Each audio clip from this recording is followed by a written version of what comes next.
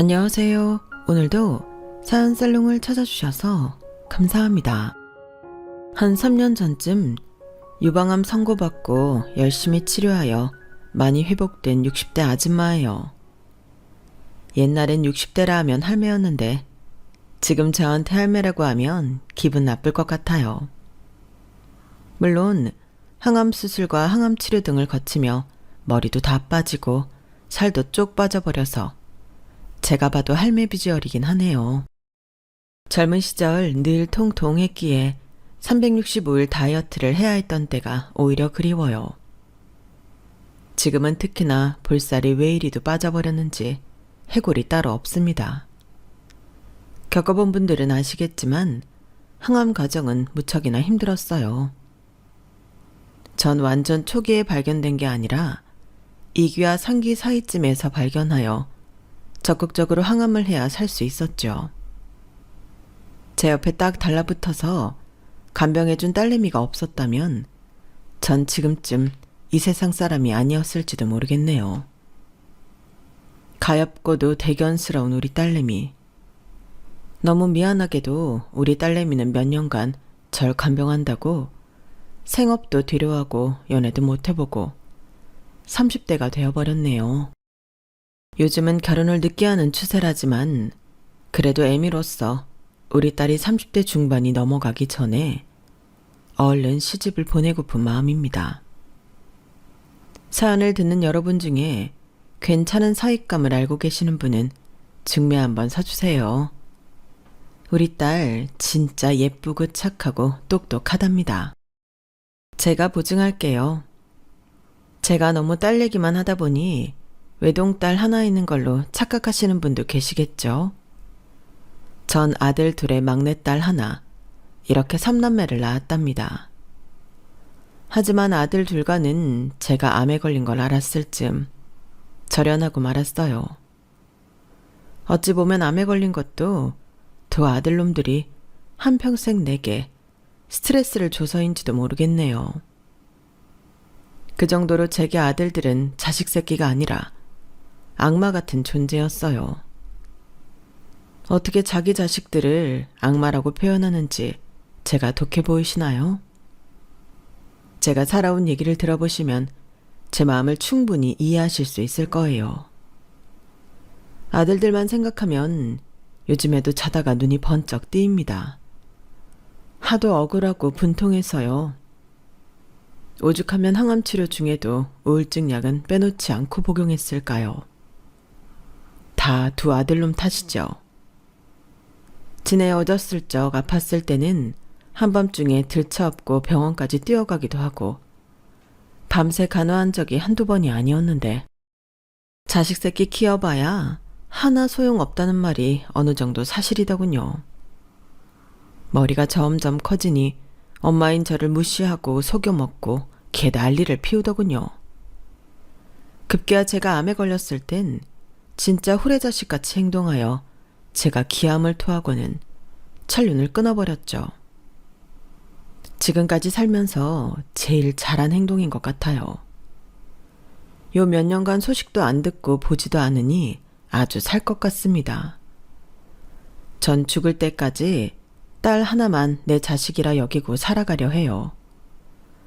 구구절절한 저의 사연을 한번 들어봐 주시겠어요? 사연살롱 구독자분들께서 같이 분노해 주시면 제 마음의 짐이 좀 덜어질 것 같네요. 이제부터 시작할게요. 제 이름은 김숙래예요. 엄마가 서울 구경 갔다가 숭례문 근처 산팥집에서 나왔다고 해서 숙래죠. 뭔가 숭한 이름이죠. 그래도 딸내미 이름을 너무 막 지은 거 아닌가 싶기도 했어요. 어렸을 적 이름 때문에 놀림도 많이 받았었거든요. 그런데 저희 친정엄마한테는 서울 숭례문 근처에 놀러 갔다는 것 자체가 엄청난 경험이었나 봐요. 그때가 생애 첫 서울 구경이었을 정도로 시골 촌사람이었거든요. 우리 가족 모두 구멍가게 하나 없는 시골에 다 쓰러져가는 집에 살았죠. 우리 집이 그 동네에서 제일 못 사는 집이었어요. 비 오고 눈 오고 할 때면 양철 바게스를 비 새는 곳에 받쳐놓는 건 당연한 일이었고, 태풍이라도 올라치면 집이 날아가진 않을까 걱정하며 잠도 못 잤었죠. 우리 친정 부모님은 그토록 열심히 사셨는데 왜 항상 찢어지게 가난했던 걸까? 아직도 의문이에요. 사채 한번 안 부리고 가족 모두 허리띠 꽉 졸라매고 살았는데 말이죠. 맨날 꽁보리밥만 먹으니 방구만 뿡뿡 나오고 소화도 잘 안 됐던 것 같아요. 한때 도시락에 보리밥을 많이 섞어서 싸왔는지 쌀밥만 싸왔는지 학교에서 검사했던 시절이 있었거든요. 저와 비슷한 연배이면 그 시절을 아마 기억하실 거예요. 선생님도 가난한 제 형편을 아시니 전 검사도 받지 않고 그냥 패스였어요. 어차피 젓가락으로 한술 뜰 수도 없을 정도로 밥알이 푸드득 다 떨어져 버리는 100% 꽁보리밥만 싸갔기 때문이죠. 요즘은 건강 생각해서라도 잡곡을 꼭 섞는 시대인데 옛날 얘기하니까 참 재미있네요. 물론 시골에서 부자여 봤자 서울 부자만은 못하겠지만 그래도 우리 동네에서 제일 잘 사는 집이 있었어요. 멋들어진 파란색 기와지붕집이었는데 그 집 사람들은 다들 외모도 어찌나 서양 배우처럼 진하게 생겼던지 우리 동네에선 선망의 대상이었죠. 그 집 막내 아들인 민철 오빠는 제 또래여서 더 눈길이 갔어요. 전 학교를 졸업하자마자 시골 읍내에 있던 옷공장에 취직해서 버스를 타고 출퇴근을 했죠. 그날도 피곤한 노동을 마치고 퇴근하려고 옷공장을 나서는데 웬 오토바이가 끼익 하고 내 앞에 서더군요. 이쁜이 뒤에 타. 집까지 데려다 줄게. 아, 깜짝이야. 민철 오빠 맞아요?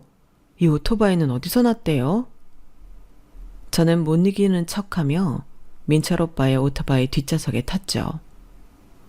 새까만 선글라스를 끼고 역시나 까만 오토바이를 타고 온 파란 기아집 막내 아들 민철 오빠가 마치 왕자님처럼 느껴지더군요. 너무 멋있어서 가슴이 콩닥콩닥 뛰었어요. 민철 오빠는 얼굴도 잘생긴 데다가 절 다른 사람들이 놀리는 것 마냥 숭례문이라 안 부르고 늘 이쁜이라 불렀죠. 그것도 제 가슴을 설레게 하는 포인트였어요. 이쁜이, 앞으로 이 오빠가 옷공장까지 오토바이로 매일 출퇴근 시켜줄게. 버스 타지 말고 집에서 기다려. 알았지? 박력 넘치는 민철 오빠가 너무 멋있었죠. 시골에서 남자 손 한번 안 잡아본 순진했던 전 나한테 잘해주던 부잣집 아들 민철 오빠한테 푹 빠졌던 것 같아요. 지금 생각하면 그냥 시골 촌구석에서 오토바이 타던 백수 날라리였는데도 말이죠. 순박했던 저는 콩깍지가 씌어도 제대로 씌었었죠. 그렇게 오토바이를 출퇴근시켜주며 우리는 누가 사귀자고 말하지도 않았는데 자연스레 연인이 되었어요. 조그만 시골 구석에서 우리가 손잡고 다니며 연애한다는 소문은 급속도로 퍼져버렸죠. 급기야는 민철 오빠의 부모님의 귀에까지 들어가서 전 그 부잣집 안방으로 불려가게 되었죠. 야, 너 여기 앉아라. 너 저기 다 쓰러져가는 빨간 대문집 딸내미 맞지? 그 집이 이 동네에서 제일 못 사는 집이란 건 이 동네 간첩도 다 아는 사실이다. 그런 거지 같은 년이 어디서 우리 귀한 아들을 건드려? 니네 부모는 딸년 교육을 어떻게 시킨 거야? 네가 먼저 꼬셨지? 이 구미호 같은 년. 너 한 번만 우리 아들 또 만나면 내가 니네 집까지 가만두지 않을 거야. 우리 감은 보통 집안 아닌 거 다 알고 있지. 당장 꺼져버려. 내 아들 앞에 더 이상 알짱대지 말라고. 평소에는 순박하고 조용한 성격의 저였지만 열심히 사는 부모님 욕까지 하는 걸 보니 끓어오르는 분노를 주체할 수 없었어요. 아줌마, 지금 뭐라고 하셨어요? 평소에 동네에서 마주쳤을 때 인사하면 잘 받아주지도 않더니 어디서 우리 부모님을 들먹거려요. 돈 많으면 다 해요? 얘는 국 끓여 먹었어요. 나 일하는데 오토바이 끌고 와서 먼저 꼬신 건 대개 아드님이 민철 오빠라고요. 함부로 말하지 마세요. 참네. 오빠와 사귄 지 얼마 되지도 않았고 아직 정이 많이 든 것도 아니었기에 전 헤어질 각오까지 하고 그 집 엄마한테 마음껏 질러버리고 나왔어요. 집에 오니 우리 부모님도 민철 오빠와 사귄다는 사실을 알고 계시더군요. 아, 숙내야. 그 집 재산이 많고 다들 인물도 좋고 해서 네가 푹 빠져버렸구나. 근데 그 집 인성은 아주 악독하기 그지없더라.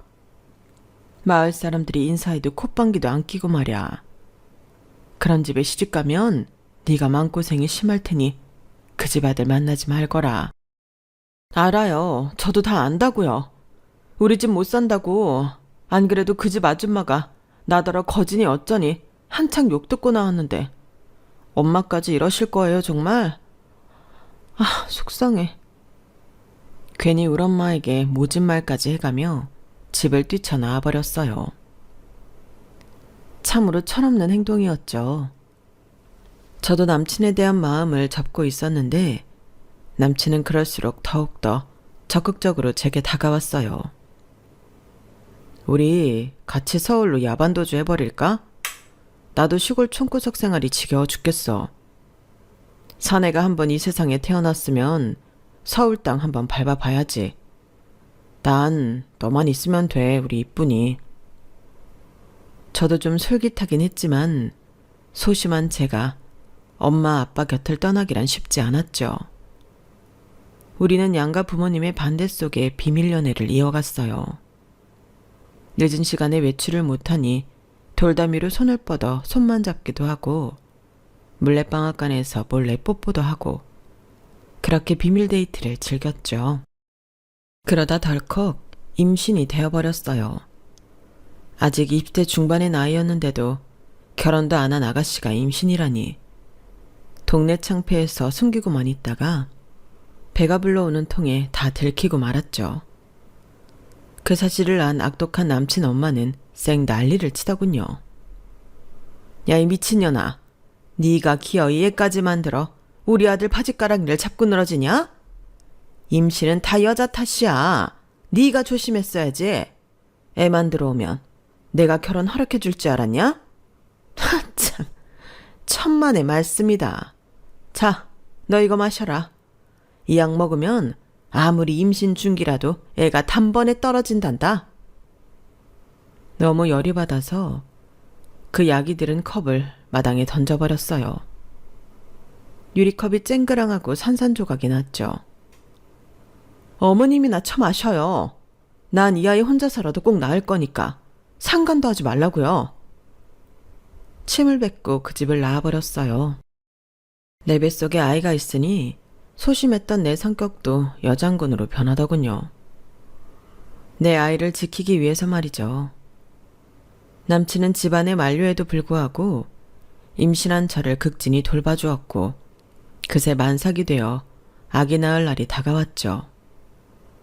그런데 남친이 오토바이를 타다가 크게 사고가 나는 사건이 벌어지고 맙니다. 차가 다리에 깔리는 사고였는데 다행히 목숨은 건졌고 다리 절단도 피할 수 있었지만 다리를 계속 절뚝거리며 다닐 수밖에 없었죠. 저는 그런 험난한 상황에서 첫째 아들을 출산할 수밖에 없었어요. 혼인신고를 하고 우리 집 방 한 칸에 얹혀 살며 아들 손주까지 출산하자 시모는 마지못해 우리 결혼을 인정하더군요. 그러면서도 너무 열이 받았는지 눈물까지 보이며 내게 독설을 하던 게 어제 일처럼 생생히 기억나네요. 니년이 기어코 내 아들 오토바이 사고까지 나게 해서 다리 병신만 들고 우리 귀한 막내 아들 가여워서 내가 못 살겠다. 손주까지 낳은 마당에 더 이상 결혼 반대해봤자 내 화만 더 북돋으니 내가 신혼집 사주고 매달 생활비까지 대줄 테니 잘 먹고 잘 살아라. 어찌됐든 부잣집 아들이었기에 시모로부터 집과 생활비를 받을 수 있었어요. 그 부분은 참으로 감사한 일이었죠. 이렇게 어느 정도 시댁과의 관계가 정리되고 마음이 편안해지자 이번엔 다리를 절게 된 남편이 꼬장을 부리더군요. 남편은 본인이 장애를 안게 됐다는 사실을 너무 비참하게 생각했어요. 더 이상 멋들어지게 오토바이도 탈 수 없었고 친구들 만나러 갈 때도 다리를 절뚝이면 폼이 안 난대나 뭐래나. 남편이 유흥을 즐긴다는 사실을 알고 있었지만 그토록 집에 안 들어오고 밖으로만 돌 줄은 상상도 못했어요. 남편하고 무던히도 많이 싸웠네요. 아니, 자기 맨날 밖으로만 돌고 가정 있는 유부남 맞아? 애기가 아빠가 집에 오면 저 아저씨 누구냐고 그러잖아. 하도 얼굴 보기가 힘드니까 말이야. 대체 빨리 걷기도 힘든 그 다리로 어디를 싸돌아다니는 거냐고. 뭐야 인연이? 너도 네 서방 다리병신 됐다고 놀리는 거냐? 네가 이렇게 잔소리를 해대니 이놈의 집구석 기어 들어오고 싶겠냐고. 아, 결혼 괜히 했다. 이렇게 불같이 싸우던 우리 부부도 사이가 좋을 때가 가끔은 있었기에 전 바로 둘째, 셋째까지 임신했어요. 아마 팔팔했던 20대였기에 임신이 잘 됐는지도 모르겠네요. 독박 육아 신세로 3남매를 키우고 있는데 저희 동네 이장님으로부터 청천벽력 같은 소식을 듣게 됩니다. 숙래야, 빨리 읍내병원으로 오거라. 지금 니네 엄마 아빠가 경운기에 깔려서 아빠는 그 자리에서 돌아가시고 엄마도 사경을 헤매고 있단다. 얼른 와, 얼른. 네? 우리 엄마 아빠 두 분 다 사고를 당하셨다고요? 안 돼, 엄마 아빠. 돈이 없어 낡은 중고 경운기로 농사를 지으시다가 변을 당하시고 말았어요. 두 분 다 정말 어이없게 돌아가셨죠. 그놈의 돈이 뭔지 있는 돈 좀 모아서 진작에 우리 부모님 경운기 새 것 하나 사드릴걸. 후회해봤자 소 잃고 외양간 고치는 꼴이었죠. 지금도 우리 부모님 생각하면 가슴이 미어집니다. 그런데 이미 가정생활에 마음이 떠나버린 남편은 우리 부모님 장례식에 한 10분 얼굴만 빼꼼히 비치고 집에 가버리더군요. 그 일로도 대판 싸웠죠. 벌써 집에 가겠다고? 당신 서희 맞아? 정 그럼 애기들 데리고 집에서 애기 보고 있어. 뭐? 나보고 애를 셋씩이나 혼자 보라고? 나 애들 똥기저귀 가는 것도 못해. 비이상한다고. 집에 혼자 갈 거야. 그리고 다 늙은 노인네들이 이렇게 사고로 단박에 돌아가시면 뭐 자식 입장에선 고마운 거 아냐? 나중에 더 늙고 병들면 자식한텐 짐인 거잖아. 안 그래? 장인 장모 장례식장에서 입에 걸레를 물었는지 후레자식 같은 소리만 하고 앉아있는 남편에게 엄청나게 화가 났어요. 진심으로 결혼을 잘못했다고 생각했죠. 아무 말이나 짓거리는 건 시무를 꼭 빼닮았더군요. 당장 내 눈앞에서 사라져 이 새끼야. 네가 사람 새끼냐? 장인 장모 장례식장에서 그게 할 소리야. 지옥에나 가버려라. 아, 엄마 아빠 죄송해요. 우리 친정 부모님께서 시댁 식구들의 인성을 말씀하시며 교제를 반대했을 때 그 말을 들었어야 했는데 너무 후회되더군요. 그런데 지옥에나 가라던 저의 악담이 진짜 현실화된 건지 몇 달 뒤 젊디 젊은 남편이 폐암 판정을 받고 맙니다. 그동안 담배를 하도 많이 피워댔기에 기침이나 각혈을 좀 하는 줄로만 알았지 30대 남편이 폐암일 줄은 꿈에도 몰랐죠. 아무리 미워했던 남편이라도 우리 새 아이의 아빠인 남편이 암에 걸렸다니 당장이라도 죽을 것만 같아 두렵더군요. 그게 거의 30여 년 전의 일이니 그땐 암이라고 하면 다 죽는 줄로만 알았거든요. 여보, 그러게 술이랑 담배 좀 줄이라고 했잖아. 아직 30대인데 왜 남이야. 당신 가버리면 나 혼자 애 셋을 어떻게 키우며 살라고. 아이, 내가 어딜 가. 의사가 암 걸린다고 다 죽는 거 아니래. 아직 젊으니 항암 치료만 잘 받으면 살 수도 있다고 했어. 그러니 재수없게 죽는다 어쩐다 그런 말 하지 마. 제가 담당이를 만났을 때도 의사의 지시만 잘 따르고 조심하면 살 수 있는 확률도 있다고 하더군요. 최대한 치료에 집중하기로 하고 남편을 살리기 위해 정성 들여 간병했죠. 하지만 날라리 남편의 성형은 암에 걸렸어도 여전하더군요. 항암 치료하느라 힘도 없고 다 죽어가는 마당에 저의 눈을 피해 간호사랑 바람이 난 거였어요. 빈 병실에서 간호사랑 쿵떡쿵떡 하는 처참한 모습을 제 두 눈으로 목격해버리고 만 거죠. 그런데 팔은 안으로 굽는다고 일단 남편은 살리고 봐야 했기에 최대한 충격을 주지 않으려 했고 간호사한테만 따져 물으려 했어요. 그런데 겁이 난 아가씨 간호사는 지레 겁을 먹고 병원을 바로 그만두더군요. 문제는 남편이었어요. 간호사랑 그 짓을 하려고 성욕 돋우는 약을 많이 먹었던지 간 기능이 완전히 약화되어 간 때문에 하루아침에 중환자실 신세가 되어버린 거죠. 일주일 중환자실 입원 후 폐암으로 치료받던 남편은 간 때문에 죽고 말았어요. 참으로 어이없는 일이죠. 저도 너무 허무해서 눈물 한 방울 안 나더군요. 남겨진 우리 아이들이 걱정될 뿐이었죠. 시모는 아들 장례식장에 와서 또 만만한 저를 쥐잡듯이 잡더군요. 야 이년아, 네가 내 아들 잡아먹은 거다. 그러게 내가 애초에 둘이 붙어있지 말라고 했잖냐? 너만 아니었어도 우리 아들 살 수 있었는데 네가 죽인 거야. 네가 살인자다. 아, 내 귀한 아들. 우리 불쌍한 아들 같으니라고. 어머님, 애들 아빠 간호사랑 바람 피려고 허튼 약 먹었다가 간기는 약화되어 죽은 거예요. 의사 말 듣고 차분히 항암 치료했다면 살았을 거라고요. 왜 내가 살인자예요? 난 피해자라고요, 피해자. 그제서야 억울해서 눈물이 나더군요. 남편이 죽었으니 시댁의 경제적 지원은 다 끊어지겠지만 오히려 시원했어요. 드디어 시댁과 남편과의 관계에서 해방될 수 있었으니까요. 그런데 제 생각과는 달리 시댁에서 완전히 해방된 게 아니었어요. 남편이 죽고 몇 주 뒤, 시모는 갑자기 평소 예뻐하지도 않던 내 아들들을 시댁으로 데려가겠다며 우기더군요. 내 아들의 자식들이니 내가 손자 둘을 데리고 가야겠다. 막내 딸내미는 네가 키우고 손자 둘은 내가 데려가서 키우마. 그때가 세상 살면서 가장 열받았던 때인 것 같아요. 뭐라고? 내 목숨보다 귀하게 여기는 내 아들을 뺏어가겠다고? 할매요, 노망났어? 당신 아들 죽었으니 난 더 이상 이 집 며느리도 아니요.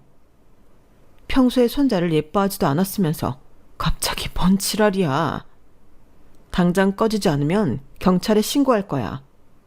앞으로 내 눈에 머리털 하나 보이지 마셔. 나 무슨 짓을 할지 모르니깐.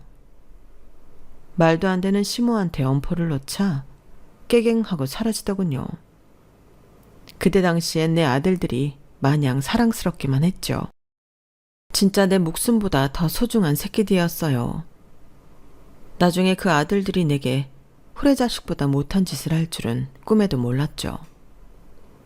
어쨌든 그렇게 무일푼으로 저 혼자 아들 둘, 딸 하나 이렇게 세 아이들을 키워야만 했어요. 너무 막막했죠. 살던 집도 시모명이었으니 당연히 쫓겨났어요. 겨우 다른 동네 지하방에 월세집을 얻고는 일자리를 구하기 시작했어요.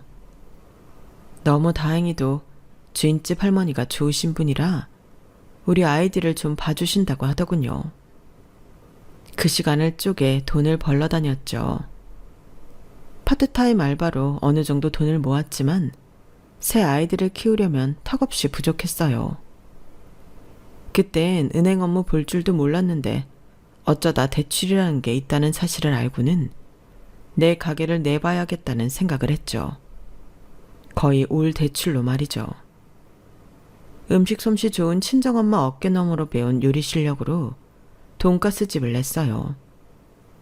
그때만 해도 특히 시골엔 경양식집이 잘 없었을 때라 읍내에 돈가스 집을 차리니 줄을 설 정도로 잘 되더군요. 저 혼자 하기엔 벅차서 일하는 사람도 고용하고 가게를 조금씩 확장도 했죠. 제가 직접 모든 걸 다 하지 않아도 되니 그 시간에 또 목 좋은 곳을 찾아 분점을 냈어요. 저도 몰랐지만 제가 상업적 마인드가 있었나 봐요. 그땐 카드보다 주로 현금 계산을 많이 하던 시절이었기에 장사가 잘 될 때면 박스채로 현금을 들고 와 돈을 세다가 잠드는 날도 많았어요. 아들 둘과 딸 하나, 우리 아이 셋을 잘 키워야만 한다는 책임하에 내 한 몸 부서져라 이랬던 것 같네요. 그런데 너무 돈 버는 데만 집중해선 탓일까요? 우리 큰아들과 둘째 아들이 사춘기 때부터 엇나가기 시작하더군요. 질풍노도의 시기이니 언젠간 돌아오겠지란 마음으로 기다려줬지만 학교 선생님께 연락이 오기 시작하니 저도 불안해지더군요. 바늘도둑이 소도둑 된다고 두 아들놈들이 치는 사고의 스케일도 점점 커졌고요. 급기야 경찰서에서 연락이 오기 시작하더군요. 그날도 경찰에서 연락을 받고 불이 나게 쫓아갔죠. 경찰서 책상 앞에 머리를 푹 숙이고 앉아있는 내 아들을 보니 벌써부터 눈물이 나고 심장이 벌렁이더군요. 최선중 보호자 되세요? 이리 와봐요. 이 새끼를 어떻게 키운 겁니까? 학교에서도 벌써 퇴학 얘기가 나올 정도로 사고를 많이 쳤으면 애미로서 자식이 못 돌아다니게 딱 잡고 있어야 하는 거 아니오? 정말 죄송합니다. 제가 이렇게 무릎 꿇고 빌겠습니다. 먹고 사는 일이 바빠서 애들 잘 못 챙긴 제 잘못입니다.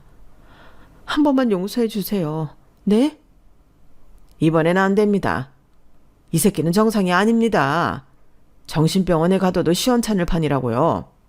예, 완전히 사이코예요, 사이코. 어린 게 남의 양조장에 몰래 들어가서 술을 다 훔쳐먹질 않나. 또 그 술을 몽땅 퍼다가 근처 부잣집 우물에 다 부어버려서 몇 천만 원짜리 비당 있는 거를 다 죽게 만들었다고요. 일단 보호자가 이 돈 다 물어줘야 하고 애는 소년원에 보내야겠습니다. 그렇게 첫째 선중이는 만 14세가 될 때까지 소년원에 들락거렸고 그 이후론 심지어 교도소까지 가는 신세가 되고 맙니다. 누구 물건 훔치고 재물 손괴 정도였다가 나이가 20살에 가까워지니 폭행, 폭력 등의 일도 다반사였거든요. 남편이 술 마시면 좀 폭력적으로 변하기도 했는데 두 아들들 모두 아빠의 성향을 닮은 듯 했어요. 자식이 그러고 다니는 동안 엄마인 제가 뭐 했냐고 타박하시는 분들도 계시겠죠. 하지만 아들들을 최대한 옳은 길로 돌아오게 하기 위해 진짜 온갖 힘을 다 썼습니다. 점점 벌이가 괜찮아지자 집에 남자 가정교사를 들여 두 아들들을 교육적으로 케어할 수 있게 하기도 했어요. 정신과 상담도 수차례 받게 했고요. 하지만 아들들은 덩치 큰 남자 가정교사와 대판 치고받고 싸우고는 결국 그 교사도 도망가 버리더군요. 돈 벌어야 하는 제가 24시간 붙어 있을 수도 없고 CCTV를 장착할 수도 없으니 아이들의 비행을 보며 가슴이 타들어가는 것 같았어요. 제가 사랑으로 보듬으려 하면 엄마인 저에게 정말 가시돋친 말을 많이 했어요. 아예 대화가 안 되는 지경에 이르렀죠.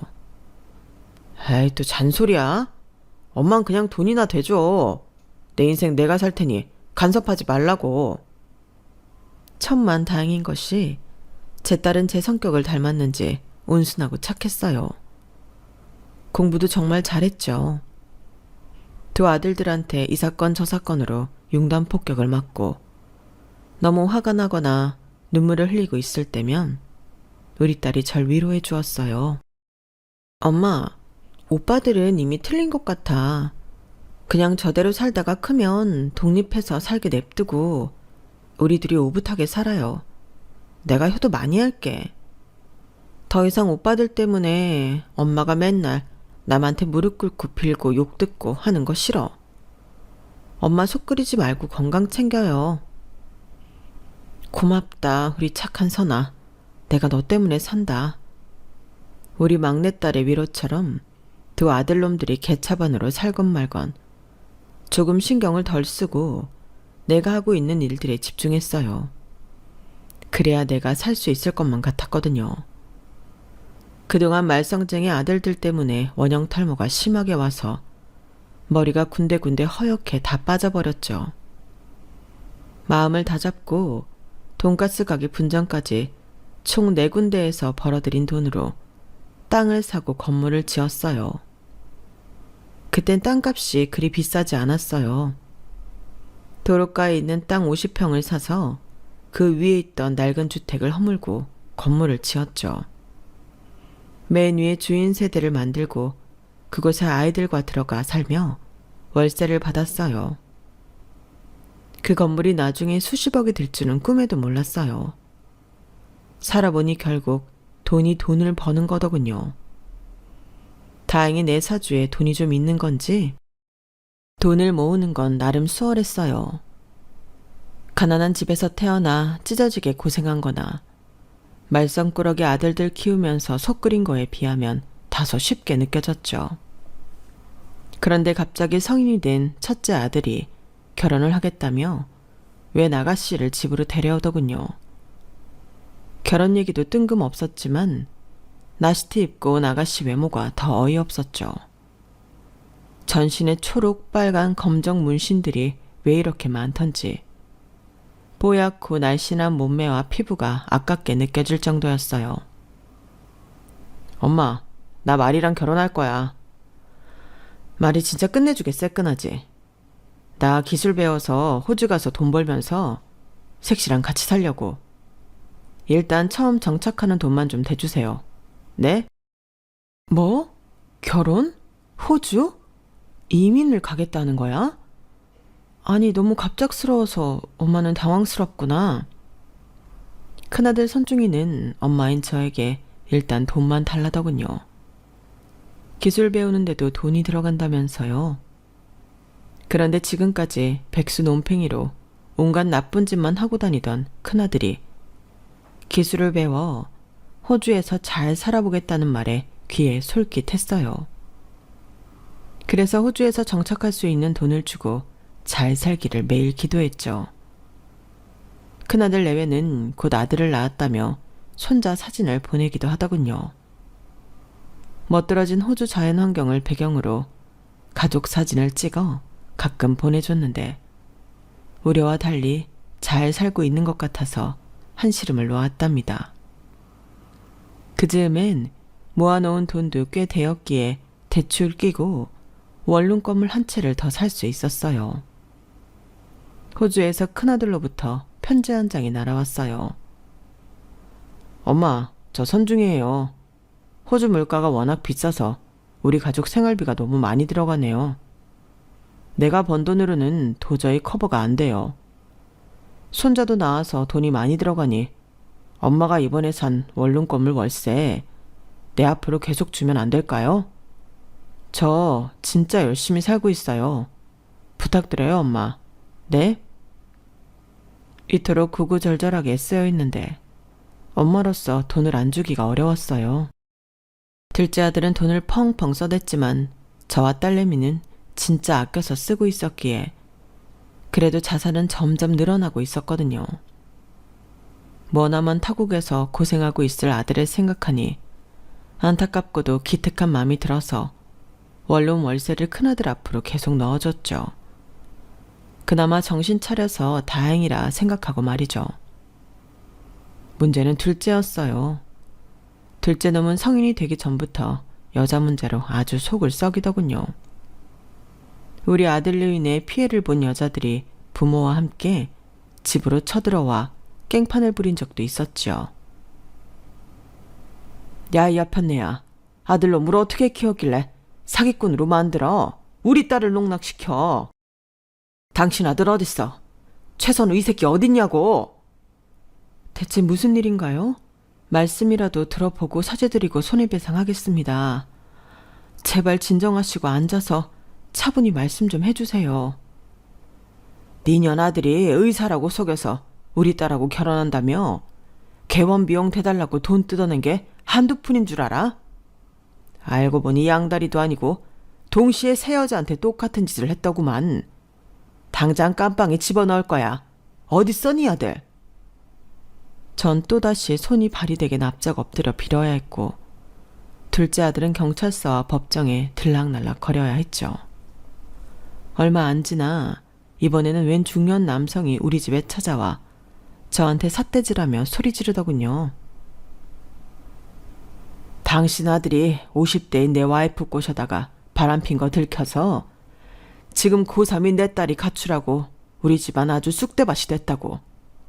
네 새끼만 소중한 줄 알아? 우리 가정 파탄난 거 어떻게 책임질 거야? 또다시 빌고 경찰서, 법원, 변호사실을 들락날락거리는 걸 반복해야 했죠. 진이 다 빠졌어요. 그러는 동안 우리 막내딸은 혼자 인터넷 강의 듣고 독서실에 다니며 열심히 공부하여 명문대 정책학과에 입학했어요. 장차 로스쿨 대학원에 가서 법조인이 되고 싶다면서요. 선아야, 엄마한텐 우리 딸이 최고다. 우리 딸이 내 인생의 전부야. 로스쿨 가서 어떤 법조인이 되고 싶은데? 검사? 변호사? 판사? 응, 엄마. 난 검사가 되고 싶어. 나쁜 짓 하는 우리 오빠들 같은 사람 다 때려잡게 말이야. 내 오빠들이긴 하지만 사회에 폐악을 끼치는 암적인 존재들 아냐. 다 깜빵에 집어넣고 싶어. 딸내미의 저돌적인 답변에 웃어야 할지 울어야 할지 모르겠더군요. 어쨌든 모범생이 딸내미 하나만 믿고 의지하며 살았던 것 같아요. 그러다가 갑자기 둘째 아들이 부잣집 딸내미를 만났다며 결혼을 선언하는 거 아니겠어요? 엄마, 내가 지금까지 여자들한테 저질렀던 비행들 다 비밀로 해야 돼? 이 집안 보통 집안이 아냐. 내가 아주 부잣집 여자를 꼬셨다고. 몇백억대 자산가의 사위가 될 수 있는 절호의 기회니까 이번 주말 상견례 때 엄마 연기 잘해야 해. 알았지? 막 엄청 고상한 척하고 말이야. 첫째 아들이나 둘째 아들이나 일방적이며 갑작스러운 결혼 선포는 똑같았어요. 며느리 될 아가씨를 만나보지도 않았는데 곧바로 상견례부터 잡았다니. 일단 아들 말대로 최대한 고상한 옷을 골라 입고 나갔죠. 부자라 하면 다들 예의 있고 교양 넘치는 줄 알았더니 그게 아니더만요. 사돈은 못 배운 나보다 더 쌍스러웠죠. 이것 봐요. 무슨 시장에서 굴러먹다 왔나? 옷을 그렇게 칙칙한 싸구려를 입고 오며 명품백도 아닌 것 같고. 아, 처음부터 마음에 안 드네. 정말. 이봐요. 우리 집안 땅이 몇 평 있으며 빌딩이 몇 개 있는지 알아요? 그거 다 합치면 한 300억 넘는다고요. 우리 클래스에 맞는 사윗감을 원했는데 얼굴만 반지르르한 거럼뱅이 백수사위를 데리고 와서는 한숨만 납니다. 그래도 듣자하니 엄청 착하고 순수하다고 하던데 여자를 몰라도 너무 모를 정도로 순박하고 여자라곤 우리 딸밖에 모른다고 하니 자식 새끼 이기는 부모가 어디 있겠나요. 우리 딸이 예비사위랑 여행 다니고 뭐 할 거 다 했다는데 어쩔 수 없지 뭐. 그쪽 엄마도 돈이 아예 없지는 않다고 들었으니 세간살이 다 비싼 걸로 해오세요. 신혼집은 우리 집이 워낙 넓으니 방 하나에서 살면 되고. 걱정 마세요 사돈. 나도 돈 없는 사람 아니니 섭섭찮게 세간살이 다 맞춰드릴게요. 첫 만남에 옷 지적질부터 해서 너무 예의 없는 거 아닌가요? 참 사람 기분 나쁘게 하는 재주 있으시네. 이쯤 하면 상견례는 볼장 다 본 것 같으니 그만 일어납시다. 결혼식장에서 보면 되죠 뭐. 고상한 척 하려 했으나 그쪽에서 먼저 삐죽하게 나오니 저도 같이 공격하고는 냅다 나와버렸어요. 그렇게 둘째 아들까지 장가 보냈으니 저의 할 일은 다 했다고 느껴졌죠. 내 삶이 드디어 좀 평온해지는 것 같았어요. 우리 딸 선아는 로스쿨 대학원에도 한 번에 합격하고 3년 뒤 변호사 시험도 바로 패스하여 원하던 검사가 되었죠. 서울에서 검사 생활을 하던 딸내미를 따라 강남 백화점에 가서 식사도 했어요. 시골 촌년인 내가 강남 백화점은 워낙 비싸니 차마 물건은 못 사고 식사만 하고 온 거죠. 백화점 앞에서 경품 행사를 하길래 딸내미에 한번 응모해 봤어요. 그런데 덜컥 호텔 뷔페 2인권에 당첨된 거 아니겠어요? 야, 우리 딸이 복덩이긴 한가 보다. 우리 딸하고 같이 다니니까 복이 더덕더덕 붙네.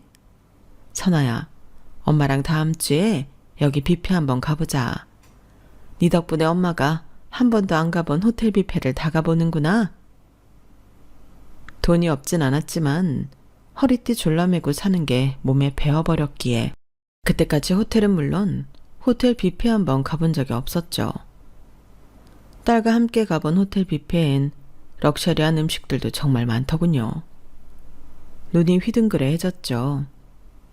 음식을 접시에 담고 있는데 저쪽에서 어떤 가족이 교양 없이 엄청나게 왁자지껄하게 떠들고 웃고 개걸스럽게 먹고 있더군요. 눈살이 찌푸려졌죠.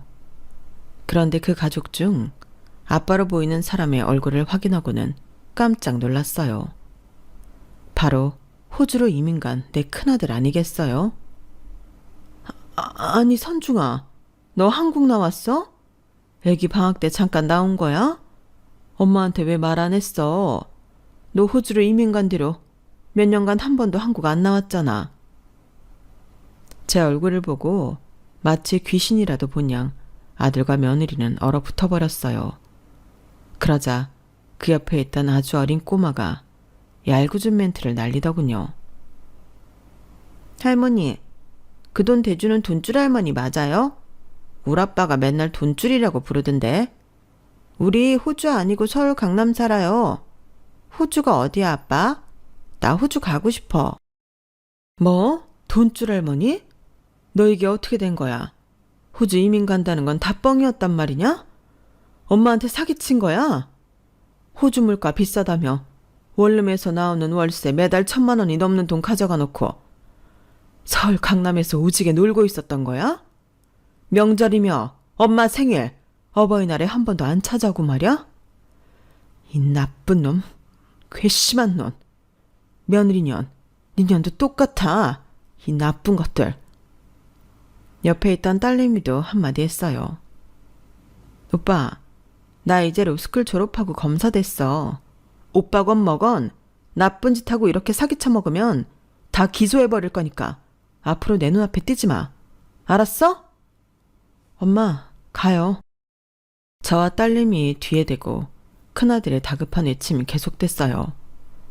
엄마, 제발 나 안 보더라도 주던 돈은 계속 주세요. 네? 나 돈줄 끊기면 애랑 손가락 빨고 있어야 한단 말이에요. 제발. 참으로 처참한 마음에 연신 눈물만 흐르더군요. 엄마를 가족이 아닌 돈줄로 보고 이용만 해먹다니. 다 자식 새끼 잘못 키운 내 탓이려니 했어요. 그런데 그 후로 몸이 계속 안 좋았어요. 큰아들의 만행 탓에 스트레스를 받아서라고만 생각했는데 목욕을 하다 가슴을 만져보니 멍울이 좀 잡히는 것 같더군요. 당장 병원에 가봤죠. 생전 처음 종합검진이라는 것도 받아봤고요. 결과는 유방암 2.5기, 2기에서 3기로 넘어가는 단계라고 하더군요. 하늘이 노래졌어요. 한 30년 전에 암으로 죽은 남편이 오버랩되면서 나도 이렇게 죽는 건가 싶더군요. 두 아들 때문에 맘 졸이고 산 탓에 우울증과 불면증 약을 달고 살았는데 그래도 죽기 전에 자식들한테 암에 걸렸다는 사실은 알려야겠다고 생각해 일단 둘째 아들에게 전화를 했어요. 마침 큰아들과 같이 술 마시고 있다더군요. 그래, 둘이 같이 있다니 잘 됐다. 엄마가 유방암에 걸렸단다. 최대한 적극적으로 치료는 해보겠지만 어쨌든 투병 사실을 알려야 했길래 불렀어. 아들의 반응은 가관이었죠. 뭐? 엄마가 암이라고? 그럼 죽는 거야? 헐. 어쩌냐? 걱정이네요, 엄마. 그럼 치료 잘 받으시고 제가 술을 너무 많이 마신 탓에 취해서 다음에 다시 전화 드릴게요. 끊어요. 둘째 아들은 완전히 취해버렸는지 전화도 제대로 끊지 못한 모양이었어요. 큰아들과 작은아들이 하는 대화 내용이 다 들리더군요. 형, 엄마가 유방암이래. 곧 죽을 테니 엄마 재산 반띵합시다. 엄마 우울증이 좀 있으니 아예 정신병원 강제 입원시킬까? 더 빨리 죽게. 이 미친 발언에 동조하는 큰아들의 음성까지 또렷이 들렸죠. 피가 거꾸로 솟는 것 같았어요. 지금껏 엄마라는 미명하에 다 참아주고 베풀어왔지만 더 이상은 그럴 수 없었죠. 아들한테 복수한다는 말이 웃기지만 어쨌든 두 놈한테 대갚아주고 싶었어요. 일단 저의 재산 모든 명의를 딸한테 돌려놓았죠. 증여세까지 엄청 내가면서 말이죠. 내 돈만 바라는 아들들한테 단 한 푼도 주고 싶지 않았거든요. 그리고 둘째 아들네 장모를 만나서 그동안 아들이 저지른 모든 비행을 다 말하고는 피해자들 연락처까지 넘겼어요. 직접 확인하시라고요. 당장 딸내미와 이혼시키는 게 나을 것 같다고. 이런 괴물 같은 자식을 사위로 들이게 한 점에 대해선 사죄했죠. 그렇게 둘째 아들은 맨몸으로 부잣집 처가에서 쫓겨났어요. 나에게 하소연하자 현직 검사인 우리 딸이 나서더군요. 안 그래도 암 걸린 엄마한테 단 1분도 스트레스 주지 마. 넌 오빠도 아니야, 이 개자식아. 내가 검사인 거 알지? 우리 모녀 앞에 평생 단 한 번이라도 나타나면 네가 지금껏 저지른 일 갖고도 충분히 깜빵에 쳐넣을 수 있다는 사실 명심해. 당장 꺼져버려. 큰아들이 돈 달라고 머리를 조아리며 기어 들어오자 죄다 딸 명의로 된 부동산 등기를 보여주며 말했어요. 엄마 이제 재산 하나도 없다. 착한 우리 딸 앞으로 다 돌려놨어. 너랑 네 남동생이 바라는 대로 엄마 그리 빨리 죽지 않을 거야.